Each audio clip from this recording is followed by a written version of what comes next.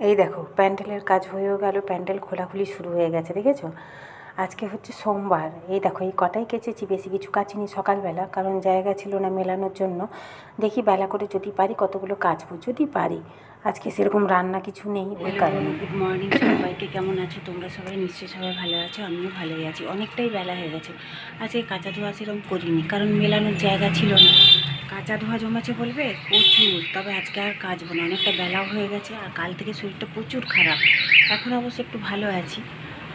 10টা বাজে, পুরো 10টা 5 হতে যায়।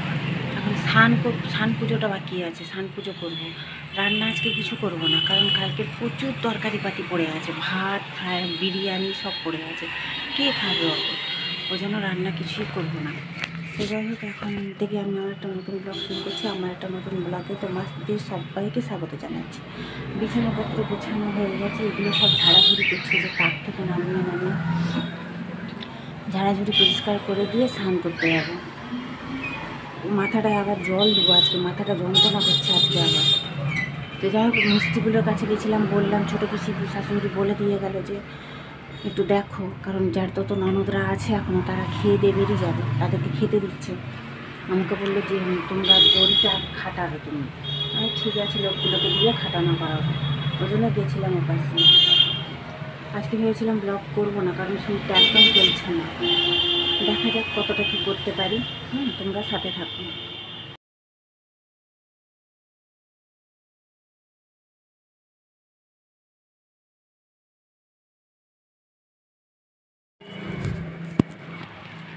এই দেখো, দেখেছ?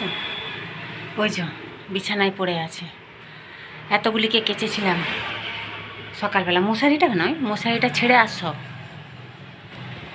ওই যে চুড়িদার, মেয়ের টাওয়েল, সবই বলতে গেলে শুকিয়ে গেছে। কি রোদ উঠেছে বাবারি বাবারি, সাংঘাতিক রোদ উঠেছে, সাংঘাতিক। মাথা ঘুরিয়ে যাচ্ছে, আমার তো অম্বলে মাথা ঘুরাচ্ছে কাল থেকে নাচ কদিনই মাথাটা ঘুরাচ্ছে, আরও বেশি মাথাটা ঘুরাচ্ছে, কারণ ঝিমঝিম করছে অম্বলে। তারপরে এই যে রোদ 2-3বার গেছি এসছি, আরও বেশি। মাথাটা এখনও ভেজা, থাক, আমি রোদে দাঁড়াতে পারবো না। আর রোদে দাঁড়ানোর মতন সেরকম ঠান্ডা তো নেই। আর কি বলো তো, শীতের জিনিস এখনও বাকি আমার কাচতে। একবার কাচছি, কেচে ওঠাচ্ছি, আবার করছি। মাঝে মাঝে শীত পড়ছে রাত্রেবেলা। আজকে যেমন একদমই ঠান্ডা নেই, কিন্তু কালকে আর পরশু তো ভালো ঠান্ডা ছিল, কালকেও ছিল হালকা হালকা। আজ আবার সকাল থেকে ফ্যান চালাচ্ছি, এখন বন্ধ করেছি, নাহলে চলছিল। তো এগুলো এখন গোছাবো না, এখন শুয়ে পড়বো, ভালো লাগছে না, বুঝি না। এখন বাজে সন্ধ্যে 6টা, 6:30 বাজতে যায়। অনেকক্ষণ উঠে সন্ধ্যে টন্ধে দেওয়া হয়ে গেছে। মেয়ের সাথে দুবার কথা বললাম। যার শাড়ি ছিল আমার ওই পাশের বাড়ির মেয়েটা, মানে আমার মেয়ের বান্ধবীর দিদির, সে শাড়িটা নিয়ে গেল, আবার 2টো শাড়ি দিয়ে গেল। তো এখন বেরোবো ভাবছি, জামা কাপড়গুলো এসে গুছাবো। কারণ গুছিয়ে যেখানে জিনিস সেখানে রাখতে হবে, এসে গুছাবো। এই সামনে যাবো দোকানে 2টো ফলস আনতে। 2টো শাড়ি দিয়ে গেল ফলস আনার জন্য, ওই জন্য যাবো এখন ভাবছি। চুড়িদার বের করেছি, চুড়িদারটা পরে নিয়ে চলে যাবো।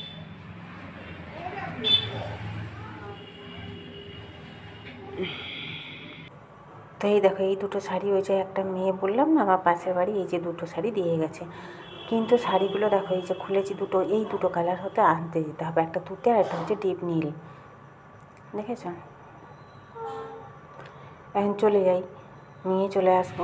2টো নিয়ে এলাম, কতক্ষণ লাগবে? 10 মিনিটে হয়ে গেল। এই সামনে না শাড়িগুলো মেপে দেখছি, শাড়িগুলো 12 হাতও নয়, জানো? এখনের শাড়ি 12 হাত হয় না, আমি অবাক হয়ে যাচ্ছি।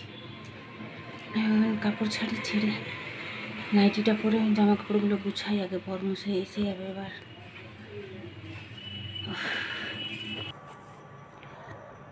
তো এই যে জামা কাপড়গুলো এবার গুছিয়ে নিই, দাঁড়াও, ফলসগুলো তো এনে রেখেছি, জামা কাপড়গুলো গুছিয়ে নিই, দিয়ে আজকে আর চা খাবো না। জামা কাপড়গুলো গুছিয়ে নিয়ে সেলাই করতে বসবো।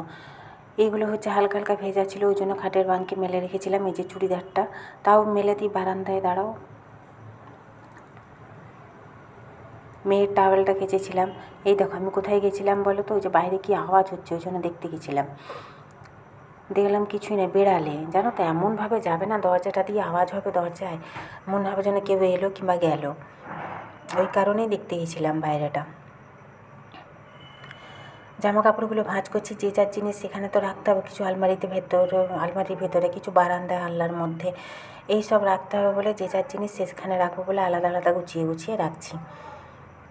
আর বালিশের কভারগুলো আজকেই কেচেছি, ওই যে বললাম না বেলা করে কাচবো বলে, 10টার সময় স্নান করার সময় কেচেছিলাম, জানো তো, সব শুকিয়ে গেছে সেগুলো। কিন্তু বালিশের কভারগুলো পরাবো, অন্য কভারও আছে সেগুলোও পরানো যাবে, কিন্তু এগুলোই পরিয়ে দেবো। আবার কেটে এনে বের করে বলো তো।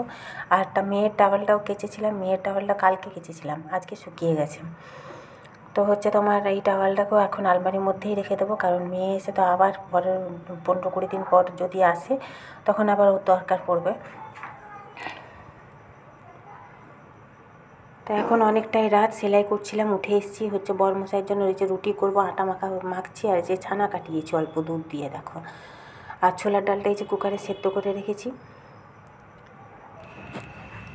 তো এই যে গুছিয়ে নিয়েছি। দিদিভাই আবার ডিম পাঠিয়েছে, মিষ্টি পাঠিয়েছে, তো আজকে টাটা।